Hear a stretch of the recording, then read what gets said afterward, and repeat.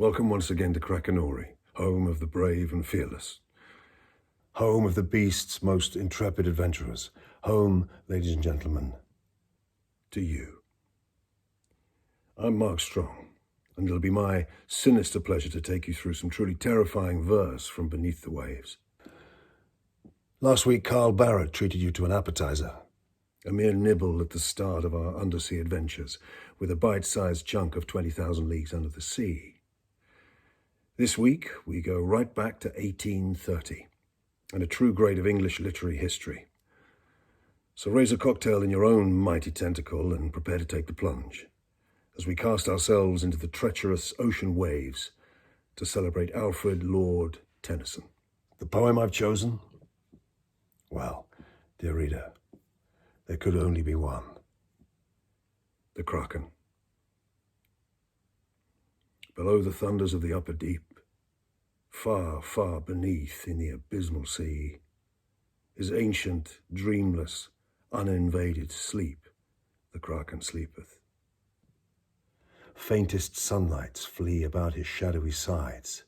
Above him swell huge sponges of millennial growth, and far away into the sickly light, from many a wondrous grot and secret cell, unnumbered and enormous polypi winnow with giant arms the slumbering green.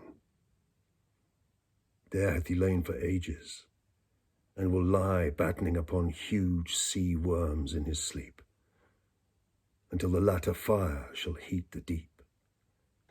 Then once, by man and angels to be seen, in roaring he shall rise, and on the surface die.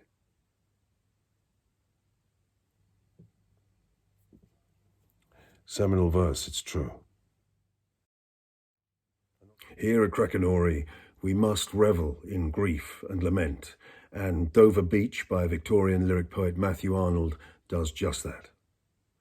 Mourning a society that's lost its cultural, moral, and spiritual significance, take heed, dear listener, as he shines a treacherous beacon of sadness at cruelty, deception, uncertainty, and hopelessness, which are ironically more often words associated with battling the beast himself. Dover Beach by Matthew Arnold. The sea is calm tonight. The tide is full. The moon lies fair upon the straits. On the French coast, the light gleams and is gone. The cliffs of England stand glimmering and vast out in the tranquil bay. Come to the window. Sweet is the night air. Only from the long line of spray where the sea meets the moon-blanched land, listen.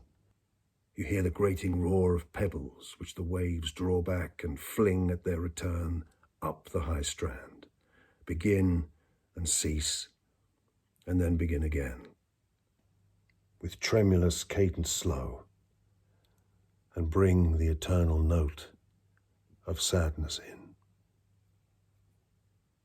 Sophocles long ago heard it on the Aegean, and it brought into his mind the turbid ebb and flow of human misery. We find also in the sound a thought, hearing it by this distant northern sea. The sea of faith was once, too, at the full and round earth's shore, lay like the folds of a bright girdle furled. But now, I only hear its melancholy long withdrawing roar, retreating to the breath of the night wind down the vast edges drear and naked shingles of the world. Ah, love, let us be true to one another. For the world which seems to lie before us like a land of dreams, so various, so beautiful, so new, hath really neither joy, nor love, nor light, nor certitude, nor peace, nor help for pain.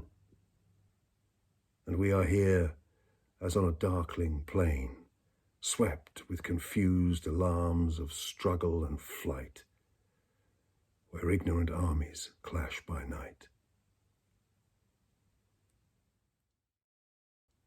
So, dear friend, abandon whatever you're doing, although it's unlikely to be a wedding right at this moment, and let our mariner weave a brief but riotously entertaining tale which will lead you from amusement to fear to fascination. It could only be a segment of The Rime of the Ancient Mariner by Samuel Coleridge. While we can promise danger, delight, and sweet serenity in parts, just be warned that you'll never quite know if a mighty tentacle may hove into view at any moment. Well, this is Krakenory. The sun now rose upon the right, out of the sea came he, still hid in mist, and on the left went down into the sea. And the good south wind still blew behind, but no sweet bird did follow, nor any day for food or play came to the mariner's hollow.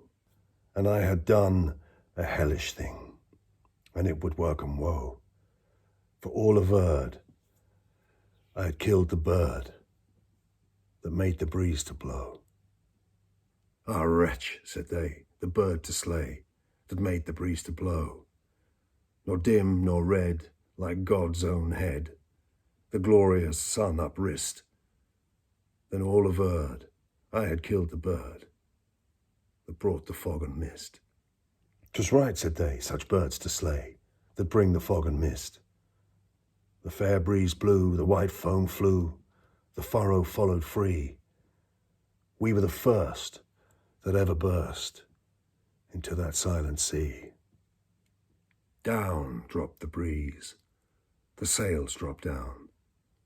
'Twas as sad could be, and we did speak only to break the silence of the sea. All in a hot and copper sky, the bloody sun at noon, right up above the mast did stand, no bigger than the moon. Day after day, day after day, we stuck, nor breath nor motion, as idle as a painted ship upon a painted ocean. Water, water everywhere, and all the boards did shrink. Water, water everywhere, not any drop to drink. The very deeps did rot, oh Christ, that ever this should be. Yea, slimy things did crawl with legs upon the slimy sea. About in reel and rout the death fires danced at night.